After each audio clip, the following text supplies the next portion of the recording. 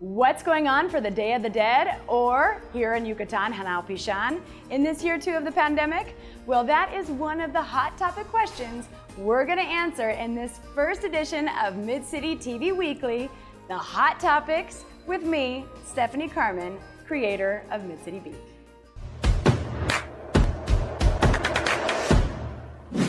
MID City Beat is an online magazine as well as a professional and social networking platform. We focus on keeping you informed on where to go, what to do, and who are doing innovative things in Merida and the whole of Yucatan. Be sure to follow us for upcoming events, gastronomy, art and culture, health and beauty, and travel. And you can find our links to all our social media in the description box below. So without further ado, number 1, Hanal Pixan. Everybody has been asking me what is going on for Hanal Pixan, which is a celebration of the Day of the Dead here in Yucatan.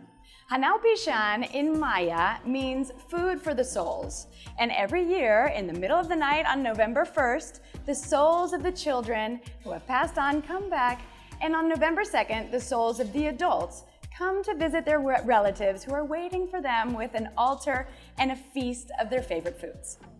It's a sacred tradition, and this is very respected and cherished. It's not just a party or just something, people dress up for like Halloween. Although there will be events and dances and parades where people will have their face painted like skulls and Catrinas, but in general, it's a way to honor loved ones who have passed.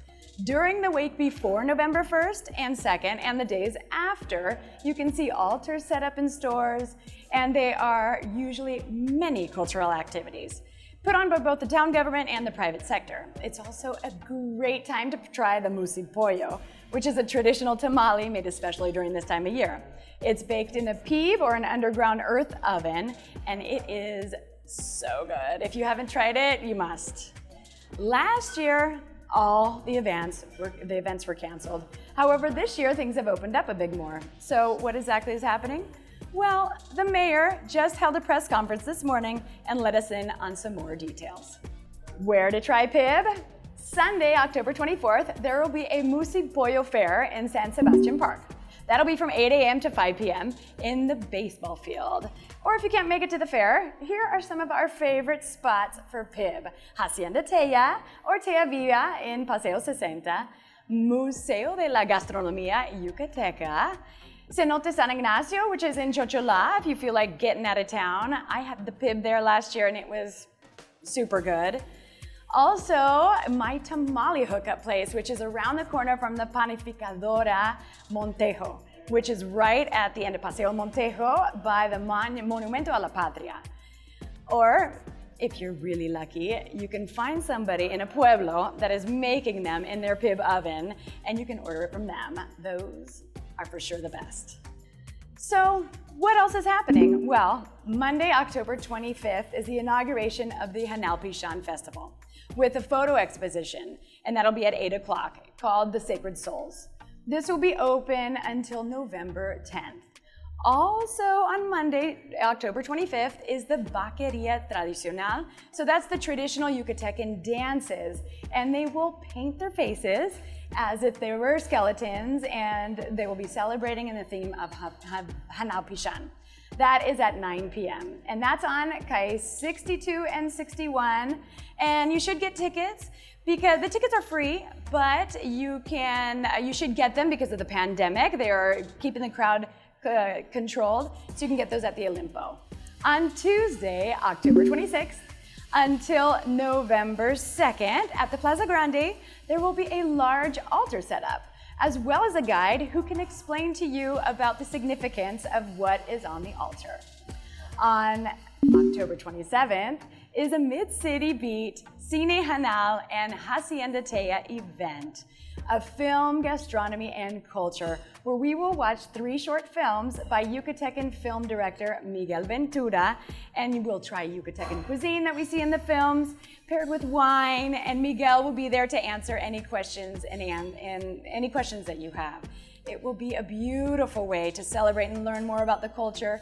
I hosted this event 2 years ago, and both Yucatecans and foreigners alike absolutely loved it. You can buy tickets at Teya Viva at Paseo 60 or you can message me for more information, and the link is in the description box below. On Friday, October 29th, through Tuesday, November 2nd at 7:30 p.m., there's a really cool ghost night bike ride through the haunted abandoned town of Balam.